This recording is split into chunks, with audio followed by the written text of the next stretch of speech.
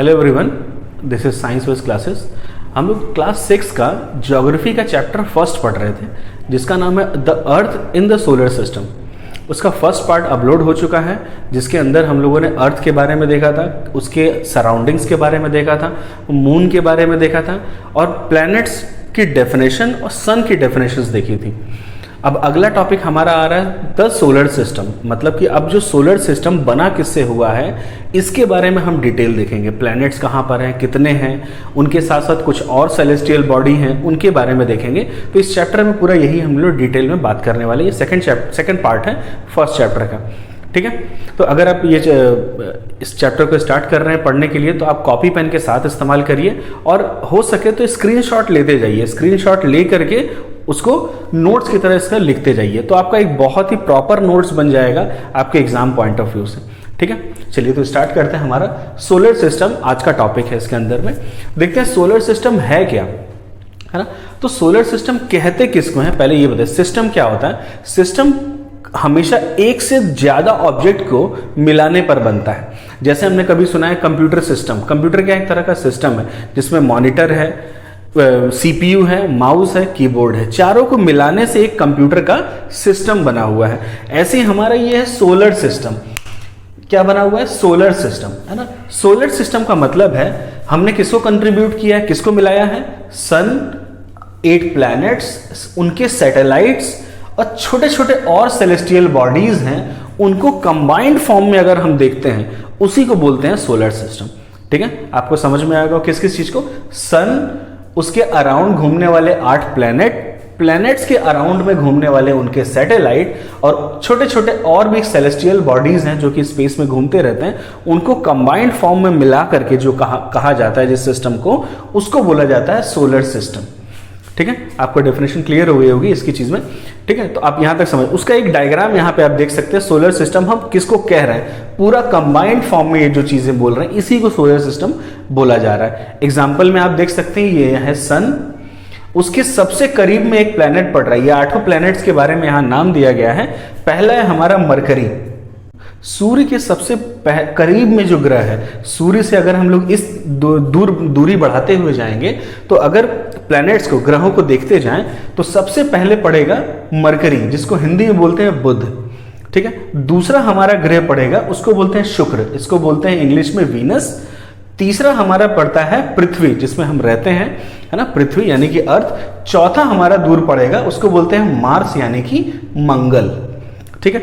उसके बाद आप छोटे छोटे यहाँ बिंदु देख रहे होंगे, छोटे छोटे ये बिंदु नहीं है, छोटे छोटे ये भी पृथ्वी से, मतलब जो ग्रह होते हैं इनसे छोटे एक बॉडीज मिलते हैं, छोटे छोटे पिंड मिलते हैं जो कि काफी पत्थर की तरह ही होते हैं। पत्थरों का छोटा पिंड जो कि प्लेनेट से के साइज से थोड़ा कम हो। सपोज मान लीजिए प्लेनेट हमारा इतना बड़ा है और ये एस्टेरॉइड क्या होगा, ये इतना छोटा, जो दूसरा पिंड होगा इतना छोटा, उनके रेडियस कंपेयर में काफी छोटा, ठीक है। तो इस तरह से होता क्या है कि शुरुआत के जो 4 ग्रह होते हैं, इनके बाद छोटे छोटे ऐसे पिंडों का बहुत ढेर सारा समूह जो है वो भी ऐसे चक्कर काट रहा होता है हमारे सन का, ठीक है। उसके बाद हमारा एक काफी बड़ा, मतलब सोलर सिस्टम का सबसे बड़ा एक ग्रह मिलता है, उसको बोलते हैं क्या, जुपिटर, हिंदी में बोलते हैं इसको बृहस्पति, ठीक है। उसके बाद एक मिलता है ग्रह जिसको नाम बोलते हैं क्या, सैटर्न, जिसको हिंदी में बोलते हैं शनि। उसके बाद एक ग्रह मिलता है यूरेनस, उसको बोलते हैं अरुण। उसके बगल में एक लास्ट में जो हमारा एक ग्रह होता है उसको बोलते हैं नेपच्यून, हिंदी में बोलते हैं इसको वरुण, ठीक है। अब इसमें सवाल बहुत ही आसान एक सवाल बनता है, जो सबसे कॉमन सवाल है कि सोलर सिस्टम में सबसे बड़ा ग्रह कौन सा है, तो सबसे बड़ा ग्रह है जुपिटर। सोलर सिस्टम में ऐसा कौन सा ग्रह है जिसके ऊपर ऐसे रिंग्स बनी हुई हैं, रिंग्स को हिंदी में बोलते हैं वलय, है ना। रिंग्स को क्या बोलेंगे हिंदी में, वलय, यानी इस तरह से जो रिंग्स बनी हुई है कौन से प्लैनेट में है। तो ऐसे मेजरली देखने में तो हमारा सैटर्न में है, लेकिन यूरेनस और नेपच्यून में भी होता है। आप याद रखिएगा ये जो रिंग्स पाई जाती हैं किसके किसके में है, सैटर्न,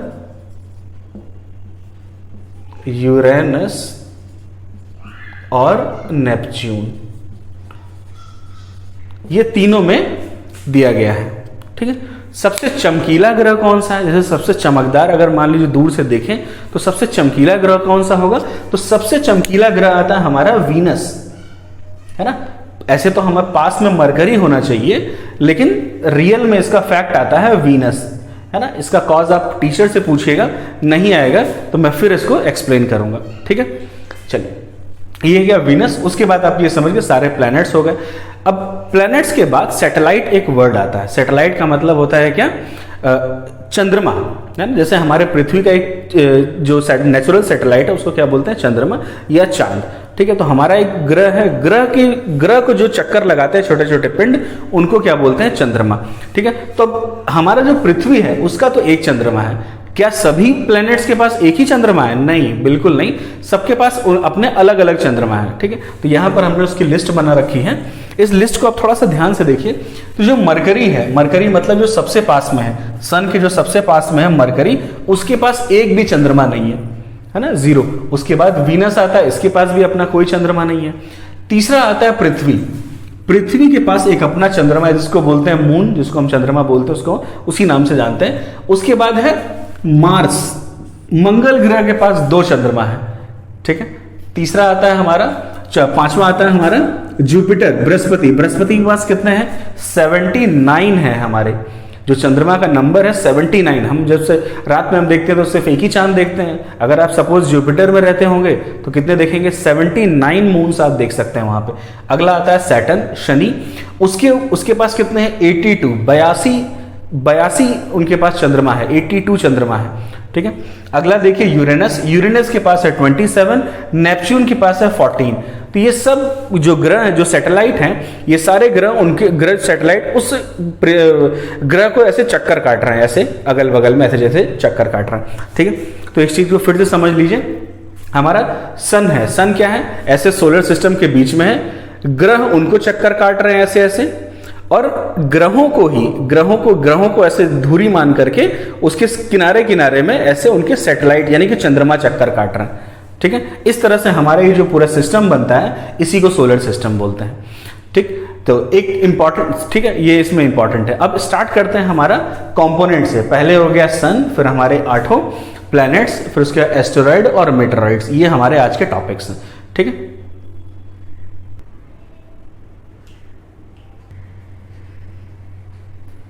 चलिए देखते हैं सोलर सिस्टम को। अभी हम लोगों ने डिस्कस कर लिया था। उसमें जो मेन उसका फोकस है, जो सेंटर है, वो है हमारा सन। तो सन से स्टार्ट कर लेते हैं। सन के बारे में क्या क्या पॉइंट्स है उसके बारे में। तो सन को बोल रहा है, sun is the centre of solar system. अभी हमने जो डायग्राम बनाया था ऐसे करके, तो उसके अंदर में सन को ऐसे रखा था, बाकी ऐसे ऐसे उसको सब चक्कर काट रहे थे, ठीक है। तो सन क्या है, ऑब्वियसली इनका पूरे सोलर सिस्टम का एक सेंटर हो गया है, इसीलिए उसको बोल रहा है centre of the solar system is sun. ये किससे बना हुआ है, एक हॉट गैस है। ये गैस का एक बहुत बड़ा गोला है ना, जिसकी खुद के पास बहुत ढेर सारी हीट और बहुत ढेर सारी लाइट है, ठीक है। Provides pulling force which binds the solar system. क्या करता है ये, इतना बड़ा है ये, जिसकी वजह से ग्रेविटेशनल फोर्स बहुत ज्यादा प्रोवाइड करता है सारे प्लैनेट्स के ऊपर, ठीक है। सारे प्लैनेट्स को क्या कर रहा है, ऐसे रस्सी की तरह ऐसे बांध रखा है, ऐसे ऐसे, जो सपोज मान लीजिए एक पतली सी रस्सी को हम लोग बांध करके एक कंकड़ में ऐसे ऐसे घुमाएं, है ना। तो रस्सी तो यहां दिख रही है क्योंकि हम लोग खींच रहे हैं। उसी तरीके से क्या करता है ये, ग्रेविटेशनल फोर्स से बाकी सबको खींच के अपनी तरफ खींच रहा है, और वो मोशन में होने की वजह से ऐसे उसका चक्कर काट रहा है, ठीक है। तो ये क्या करता है, सारे प्लैनेट्स को ऐसे चक्कर कराने के जो रूटीन है इसमें वो रखता है अपनी तरफ खींचते हुए, ठीक है। तो इसी के एक क्या करता है, एक तरह से पुल अपनी तरफ खींच रहा है सारे प्लैनेट्स को, एक पुल प्रोवाइड करता है, जिसकी वजह से ये सारे के सारे सोलर सिस्टम में घूम रहे हैं ऐसे ऐसे करके, ठीक है। Ultimate source of heat and light on the earth and the other solar, पूरे सोलर, कहने का मतलब सबसे पास में तारा तो यही है,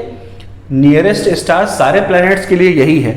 जब नियरेस्ट स्टार है और स्टार के पास खुद की हीट और लाइट होती है, तो और ये बहुत बड़ा भी है साइज में। मैंने बताया था कि एक सन के अंदर में 300 अर्थ को डाला जा सकता है। तो सोचिए साइज कितना बड़ा है, जिसकी वजह से अर्थ के ऊपर हीट सारी इसी की वजह से आती है, जो लाइट है इसी की वजह से आती है। सारे प्लैनेट्स को भी ये हीट और लाइट यही प्रोवाइड करता है। अल्टीमेटली अगर ओवरऑल हर तरीके का एनर्जी सोर्स को देखा जाए तो उसके लिए रिस्पॉन्सिबल सन है, ठीक है। Sun is the ultimate source of heat and light. उसके बाद देखा जाता है ये दूर कितना है। आखिर दूर देखा जाएगा तो उसको मिलियन वर्ड में एक दिया गया है, 150 मिलियन, ठीक है। सॉरी, इसमें क्या बोला गया है कि कितनी दूर है ये, 150 मिलियन किलोमीटर। मिलियन को अगर करोड़ों में उसमें ट्रांसफॉर्म किया जाए इंडियन सिस्टम में, तो इसको बोला जाएगा 15 करोड़ किलोमीटर। 15 करोड़ किलोमीटर, तो 15 करोड़ किलोमीटर अर्थ से ये दूर है ये, या वहां से इसकी दूरी, अर्थ तक की दूरी कितनी है, 15 करोड़ किलोमीटर। ठीक है, तो आप ये देख रहे हैं मिलियंस में 150 बोला जाता है और करोड़ में बोलेंगे तो 15 करोड़ किलोमीटर। ठीक है, इसके बाद से क्या अगला टॉपिक हमारा क्या था, प्लैनेट्स था। अगला टॉपिक प्लैनेट में देख लीजिएगा। इससे पहले हम लोगों ने वो जो डायग्राम बना करके प्लैनेट को सन से दूर जाते हुए सीक्वेंस में हमने वहां पे बना दिया था।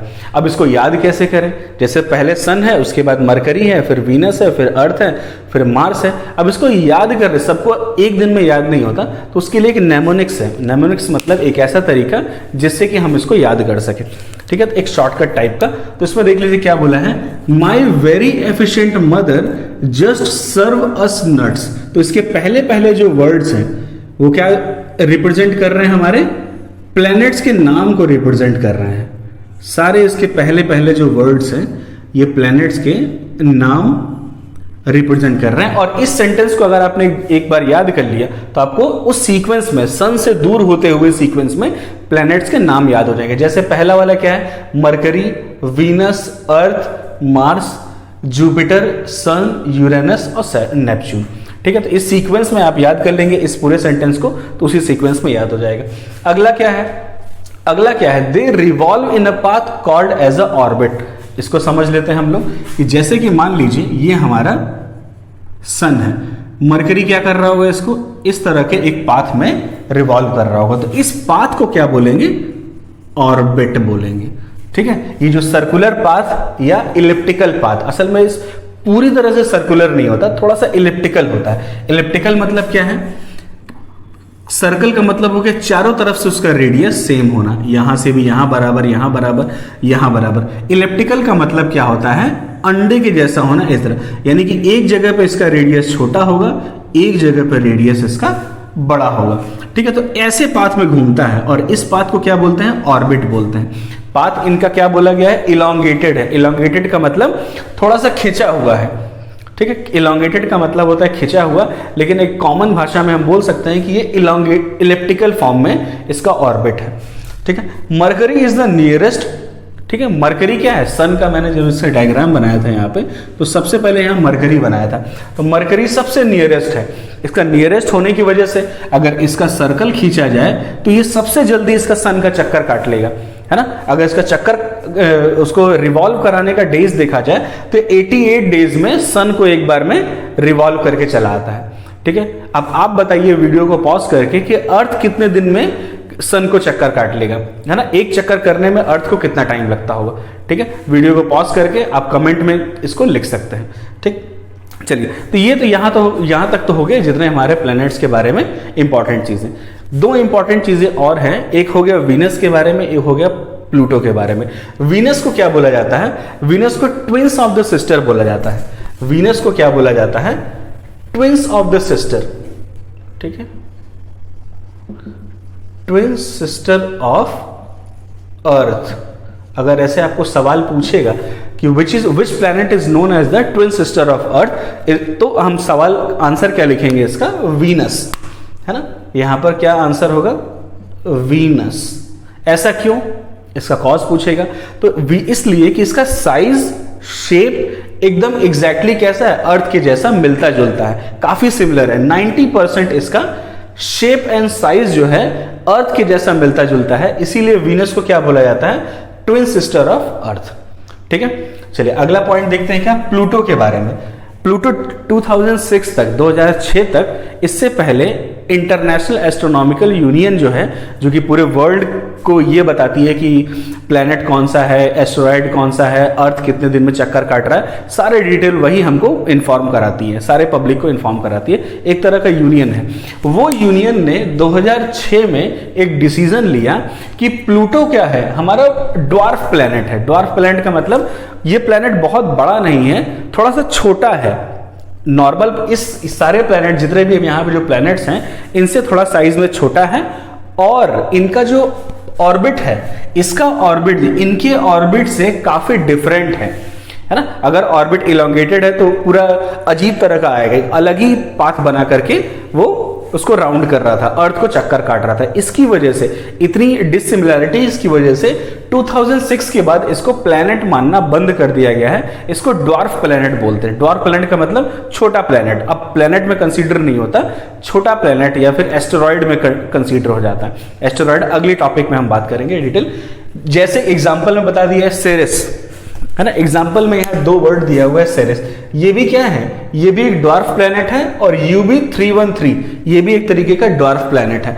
इसका साइज तो काफी अच्छा है, लेकिन इसकी सिमिलैरिटी और घूमने का जो तरीका है वो प्लैनेट्स के जैसा नहीं है, इसी की वजह से इसको क्या बोला जाता है, ड्वार्फ प्लैनेट बोला जाता है। ठीक है, चलिए अगला टॉपिक हमारा है asteroid and meteoroids and moon, है ना। इसके बारे में है, उसको देखते हैं।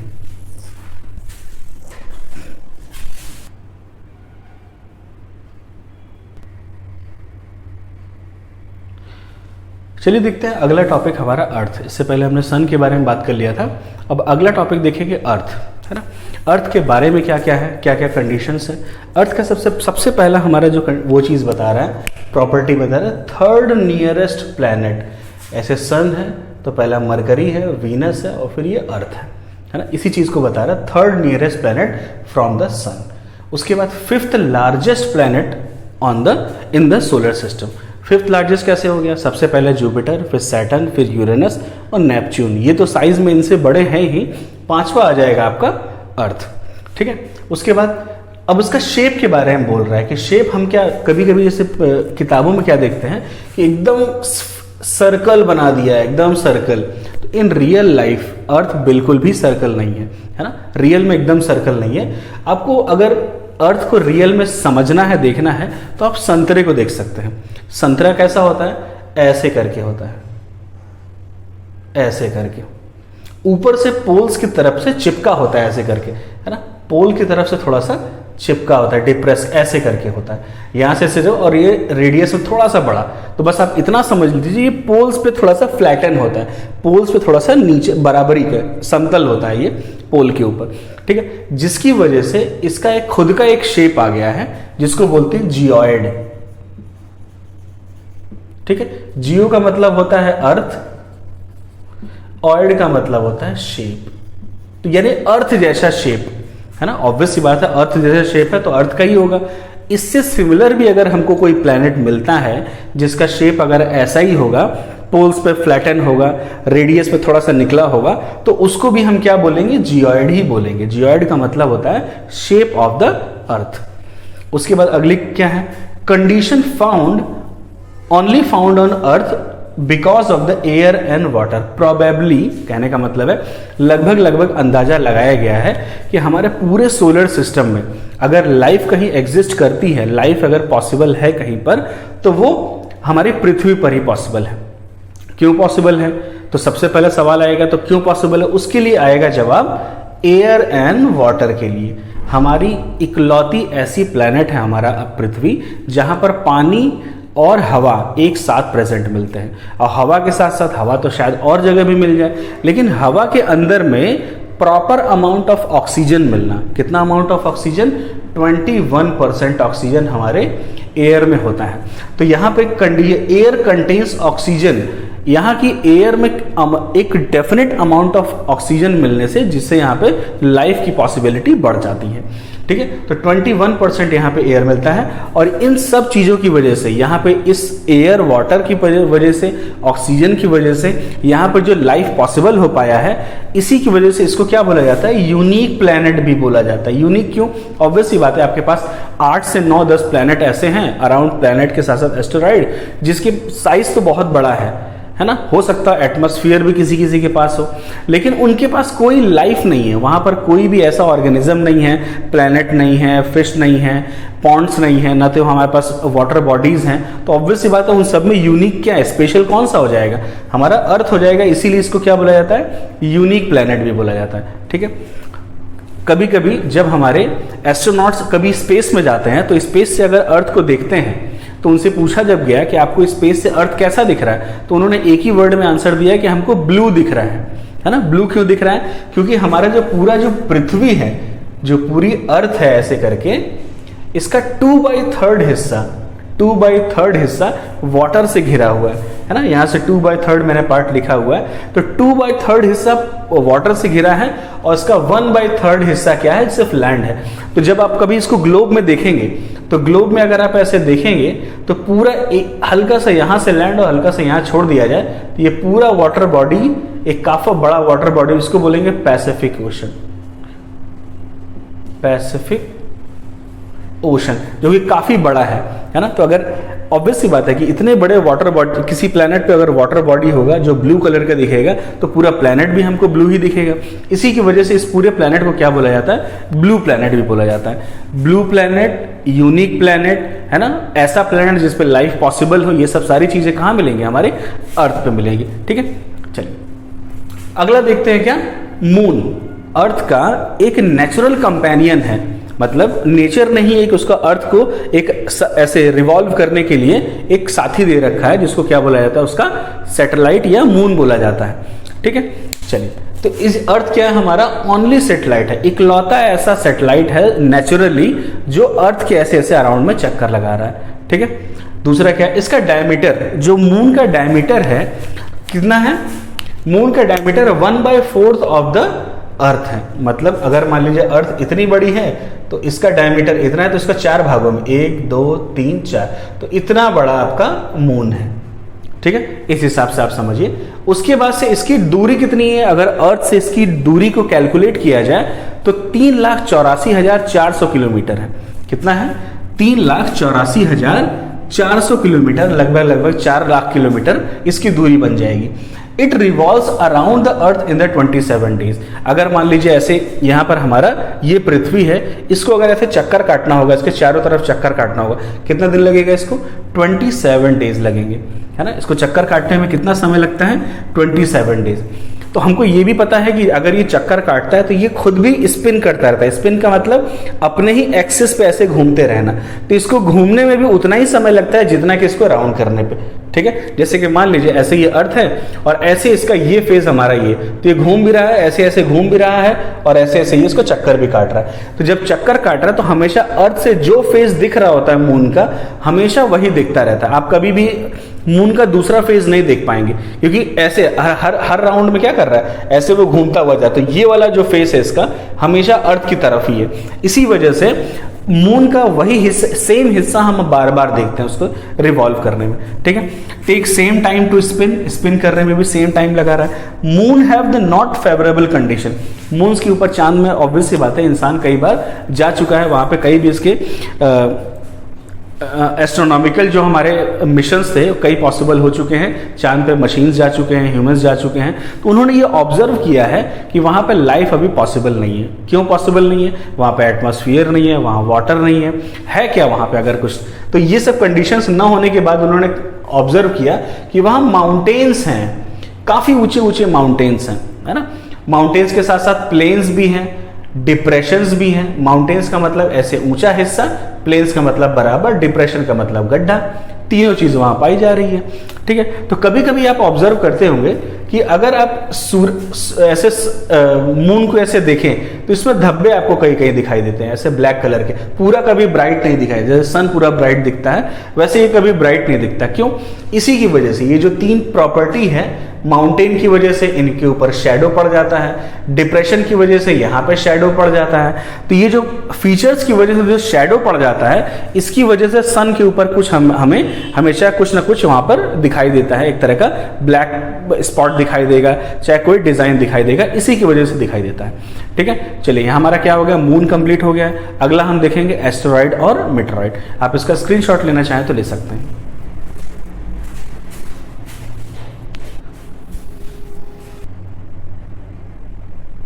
चलिए देखते हैं एस्टेरॉइड एंड मीटरॉइड्स के बारे में। ठीक है, अभी हमने इसके बारे में पढ़ा था कि जो सोलर सिस्टम जो है हमारा, सन, प्लैनेट्स, सैटेलाइट, एस्टेरॉइड्स एंड मीटरॉइड्स, इन सब चीज़ों के कंबाइंड फॉर्म को हमने क्या बोलते हैं? सोलर सिस्टम बोल रहे थे। सोलर सिस्टम बाकी सब चीज़ों को डील कर चुके हैं। अभी हम देखते हैं एस्टेरॉइड्स क्या होता है। एस्टेरॉइड्स वो सेलेस्टियल बॉडी होते हैं जो प्लैनेट से छोटे हों। प्लैनेट से छोटे सेलेस्टियल बॉडीज को क्या बोलते हैं? एस्टेरॉइड्स। ठीक है, इनकी कंडीशन सबसे पहले क्या है? टाइनी सेलेस्टियल बॉडी, ऑब्वियस सी बात है क्या, उनसे छोटे वालों को बोला जा रहा है। ठीक है, इनके बोला और क्या? एस्टेरॉइड। इनकी दूसरी क्या प्रॉपर्टी है? They mostly found between Mars and Jupiter. इससे पहले जो मैंने डायग्राम बनाया था, मार्स के बाद ऐसे छोटे छोटे डॉट्स बनाए थे, है ना, उसके बाद फिर यहाँ पे जुपिटर बनाया था। तो वही वो बात बोल रहा है कि ज्यादातर 98% 95% कहाँ मिलते हैं? ये इन्हीं के अराउंड, सन के अराउंड वो चक्कर लगाते हैं, एक बेल्ट के फॉर्म में बना लेते हैं और सन के अराउंड में चक्कर लगा रहे होते हैं। ठीक है, अगला क्या है ये? आखिर ये बने कैसे? कभी साइंटिस्ट से अगर पूछा गया कि भाई ये एस्टेरॉइड्स बने कैसे, तो एस्टेरॉइड्स बनने की कहानी ये है कि हमारे हो सकता हो कि सोलर सिस्टम जब एग्जिस्टेंस में आया तो इससे पहले इसमें और भी ढेर सारे प्लैनेट्स थे, और भी ढेर सारे प्लैनेट्स क्या हुए? दूसरे के साथ कोलाइड करने से छोटे छोटे टुकड़ों में टूट गए। ठीक है, इन छोटे छोटे टुकड़ों में हो सकता है जुपिटर से बड़ा एक प्लेनेट हो जो टूटा तो काफी अपने छोटे छोटे टुकड़ों में बढ़ गया। ये छोटे छोटे टुकड़े ही क्या कहलाने लगे? डेब्रिस। डेब्रिस का मतलब उनका रैकेज या फिर उनका जो मलबा जो कहलाता है वही बचा। और ये किस फॉर्म में हो गया? ये ग्रेविटी की वजह से इसके अराउंड में खिंच करके इस बेल्ट में पाए जाने लगा, इस पूरे एरिया में पाए जाने लगा है। ठीक है, इसी को बोलते हैं क्या? एस्टेरॉइड्स। ठीक है, ये साइज में प्लैनेट से छोटे होते हैं। ऑब्वियस सी बात है, प्लैनेट्स के बारे में कंपेयर कर रहे हैं तो इनके पास खुद का ना तो लाइट होता है ना तो हीट होता है। ठीक है, चलिए देखते हैं अगला पॉइंट, जिसको क्या बोलते हैं? मीटेरॉइड्स बोल रहे हैं। ठीक है, मीटेरॉइड्स किसको बोलते हैं? मीटेरॉइड्स का ये भी क्या है? काफी छोटे जो सेलेस्टियल बॉडीज होते हैं, छोटे छोटे जो टुकड़े होते हैं, उन्हीं को बोला जा रहा है। कहाँ घूमते हैं? सन के अराउंड में घूमते रहते हैं। ठीक है, सन के अराउंड में, इससे पहले मैंने क्या बताया था, एस्टेरॉइड्स होता है एक पर्टिकुलर बेल्ट में घूम रहा होता है ना, सारे के सारे कॉन्सेंट्रेटेड एक बेल्ट के अराउंड में घूम रहे होते हैं।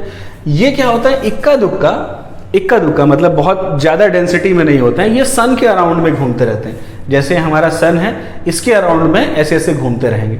ठीक है, दूसरा पॉइंट क्या है यहाँ पे? Sometime they come to the earth and during this. होता क्या है, कभी कभी क्या, ऑब्वियस सी बात है, अर्थ के अराउंड में है, चक्कर काटते काटते अर्थ की ग्रेविटेशन फील्ड की वजह से ये अर्थ में एंटर कर जाते हैं। अर्थ में एंटर कर जाते हैं। अर्थ के अंदर में क्या है? एटमॉस्फेयर है। एटमॉस्फेयर के अंदर में ऑक्सीजन है, मीथेन है, बहुत सी ऐसी कंबर्सिबल गैसेस भी हैं। तो जब ये अर्थ के अंदर में एंटर करते हैं एटमॉस्फेयर में, तो फ्रिक्शन की वजह से क्या होता है, वो अगल बगल की जो गैसेस हैं वो आग पकड़ लेती है। ठीक है, आग पकड़ लेती है तो ऑब्वियस सी बात है, इनका साइज छोटा होने की वजह से या फिर आग में ज्यादा डेंसिटी या बर्निंग बहुत ज्यादा होने की वजह से 98% 95% जो मीटेरॉइड्स होते हैं वो आसमान में ही खत्म हो जाते हैं, धूल के फॉर्म में हमारे एटमॉस्फेयर में प्रेजेंट हो जाते हैं। लेकिन अगर जो मीटेरॉइड्स जो काफी बड़े होते हैं, जलने के बाद भी बच जाते हैं, वो हमारे अर्थ तक पहुंच जाते हैं। ठीक है, अब अर्थ तक पहुंच गया। अभी आप डिफरेंस कैसे लगाएंगे कि एस्टेरॉइड क्या होता है और मीटेरॉइड्स क्या होता है? ठीक है, इनका सेम सिंपल सा डिफरेंस है।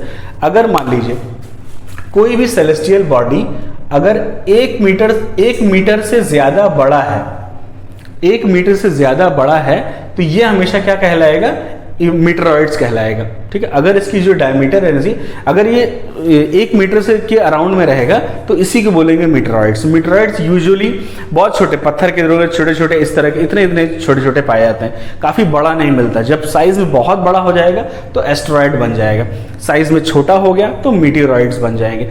मीटेरॉइड्स क्या करते हैं? यूजुअली हमारे अर्थ पे गिरते रहते हैं और उनमें आग लग करके वो ज्यादातर तो वही एटमॉस्फेयर में खत्म हो जाते हैं, थोड़े थोड़े जो बचते हैं वो अर्थ पे आकर के गिर जाते हैं। ठीक है, यहाँ पे ये और ये थोड़ा सा कभी भी आप देखेंगे एटमॉस्फेयर कभी, जिसको टूटता हुआ तारा बोलते हैं, है ना, कभी कभी आप देखते होंगे कि टूटता हुआ तारा कभी कभी आपको दिख रहा है, वो टूटता हुआ तारा नहीं होता, वो मीटेरॉइड्स ही होते हैं। मीटेरॉइड जब एटमॉस्फेयर में एंटर करते हैं, एटमॉस्फेयर की जो कंबर्सिबल गैसेज होती हैं उनकी वजह से जो फ्लैश आती है, जो चमक आती है थोड़ी सी, वही ये मीटेरॉइड्स बोलते हैं। ठीक है, चलिए मीटेरॉइड ये हो गया हमारा एस्टेरॉइड और मीटेरॉइड्स की ये कहानी।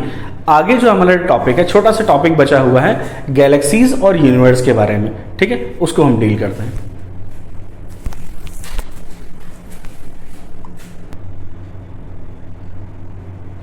चलिए, सोलर सिस्टम में हमने अभी यहां तक डिस्कस कर लिया था सन, प्लैनेट्स, मून, एस्टेरॉइड, मीटेरॉइड्स, यहां तक के बारे में हम लोगों ने बात कर लिया था। ठीक है। दो एक्सटेंडेड पार्ट इसके अंदर बताया गया है, गैलेक्सी एंड यूनिवर्स, है ना। गैलेक्सी क्या होता है और यूनिवर्स क्या होता है, ठीक है। तो इससे पहले हम लोगों ने देखा था, जिससे डेफिनेशन आप देख लीजिए गैलेक्सी क्या है। द ग्रुप और the cluster of stars is known as the galaxy. Cluster का ग्रुप, और जब क्लस्टर बोलते हैं तो यहाँ 3, 4, 5 नहीं लेते हैं, यहाँ लाखों और करोड़ों की बात हो रही है। यहाँ किसी भी गैलेक्सी, कोई भी तारों का ऐसा गुच्छा या ऐसा ग्रुप, ऐसा क्लस्टर जिसके अंदर में लाखों से ज्यादा तारे हों, उसको बोलते हैं गैलेक्सी, ठीक है। इसे क्या बोलते हैं, गैलेक्सी।